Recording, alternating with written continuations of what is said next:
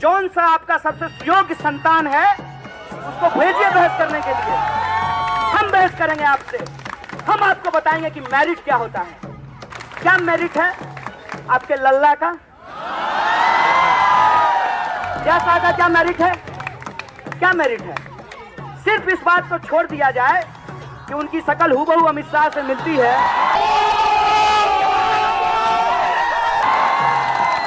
उस आदमी का क्या मेरिट है?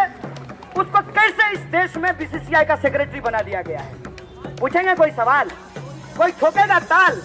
बताएगा कि नेशन वांट्स टू नो? हम चैलेंज करते हैं आपको। है हिम्मत? करेंगे सवाल। आपको पता है कि जब मकबूल भट्ट को फांसी दी गई शायद आप पैदा भी नहीं होंगे।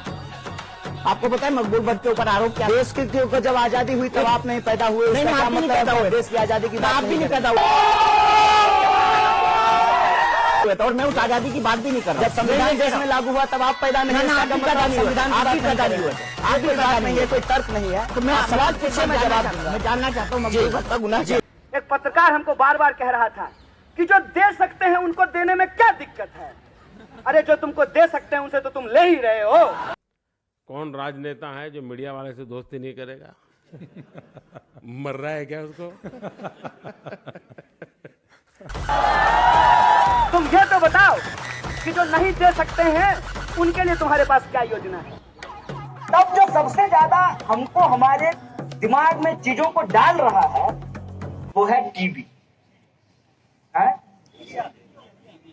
नहीं, टीबी मीडिया तो पहले भी था। सुनो सुनो सुनो, वो भी मीडिया ही था। वो अपने दौर का मीडिया था। आज जो है टीवी, उस टीवी ने हमारे लिए प्रोडक्ट बेचते बेचते प्रधानमंत्री बेचना शुरू कर दिया। हम लोगों को पता ही नहीं चला। ठीक है, मतलब बुरा होने के लिए फेयर एंड लवली लगाइए, पैर फट गया है तो क्रैक लगाइए, नहीं शुद्ध पानी केंट देता है, ऐसा हेमामालिनी देती है। तब तक तो मामला ठीक था। अब जब ये बोलने लगा रोज आकर के मोदी नहीं तो हूँ, मोदी नहीं तो हूँ, दिमाग में घुस गया कि सही में मोदी नहीं तो हूँ। मोदी वर्सेस हू, मोदी वर्सेस हू, मोदी वर्सेस हू। एक तरह के लोग वो हैं जो रवीश कुमार को बहुत पसंद करते हैं और दूसरे तरह के लोग वो हैं जो नेशन वांट्स टू नो।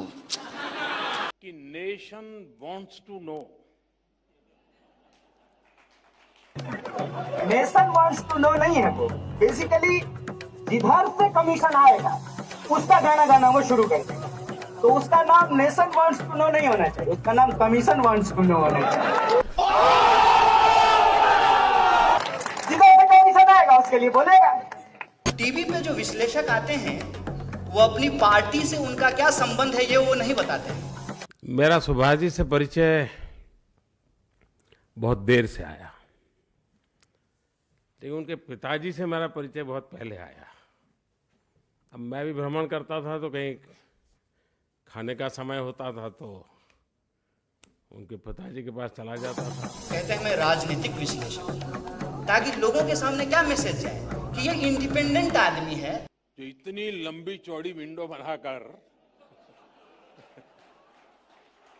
इतने सारे गेस्ट बुलाकर अर्नब की अदालत शुरू होती है।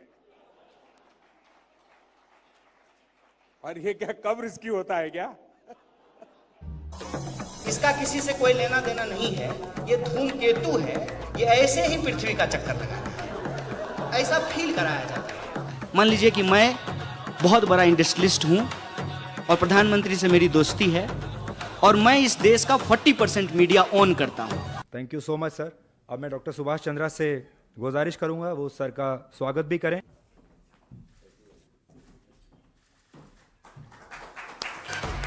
तो स्वाभाविक रूप से प्रधानमंत्री से कोई सवाल नहीं पूछेगा।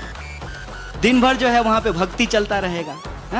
कि आज मीडिया से रिपोर्टिंग खत्म हो गई है। पहले रिपोर्टर हुआ करते थे, एडिटर हुआ करते थे, अब एंकर होते हैं। और एंकर की पॉपुलैरिटी इतनी ज्यादा है कि वो हर चीज के एक्सपर्ट हैं। वो मंगल के भी एक्सपर्ट हैं, चंद्रमा के भी एक्सपर्ट हैं, वो ज्योग्राफी भी जानते हैं, हिस्ट्री भी जानते हैं, पॉलिटिक्स भी जानते हैं। ऐसा कैसे हो सकता है? क्योंकि एंकर को एक्चुअली कुछ करना ही नहीं है। एंकर को सिर्फ और सिर्फ प्रोपेगेंडा करना है।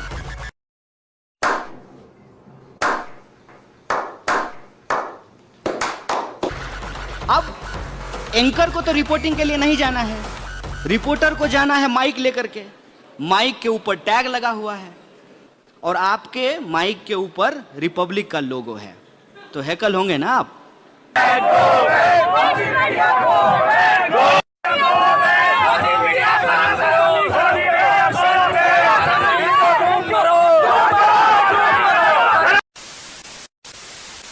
और मेरी माँ तो सरकारी नौकरी नहीं है, 3000 कमाती है।